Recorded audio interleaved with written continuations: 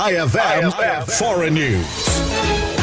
Nagsara ang halos 200 paaralan sa Bangkok nitong Huwebes dahil sa matinding polusyon sa hangin. Umabot sa 122 micrograms per cubic meter ang PM2.5 pollutants na delikado sa kalusugan lalo na sa mga bata. Ayon sa World Health Organization, dapat hindi lalampas sa 15 micrograms ang antas nito para sa kaligtasan. Nagsimula nang magsara ang 194 sa 437 na paaralan sa mga apektadong lugar nitong linggo at nitong Huwebes sa ilalim ng Bangkok Metropolitan Authority o BMA ang nagdeklara ng pansamantalang pagsasara na tumatagal ng 1 hanggang 7 araw. Ayon sa UNICEF, mas malaki ang epekto ng pagsasara sa mga batang mahihirap kaya't nananawagan ang mga tagapagtaguyod ng karapatan ng bata na gawing huling opsyon ang pagsasara ng paaralan. Nagpatupad din ang pamahalaan ng mga hakbang tulad ng pagbabawal sa ilang truck, pagsuspinde ng pagsusunog ng mga crop stubble at paggamit ng cold water o dry ice upang mabawasan ang smog. Gayunpaman, nananatili ang problema at patuloy na itinutulak ng mga clean air advocates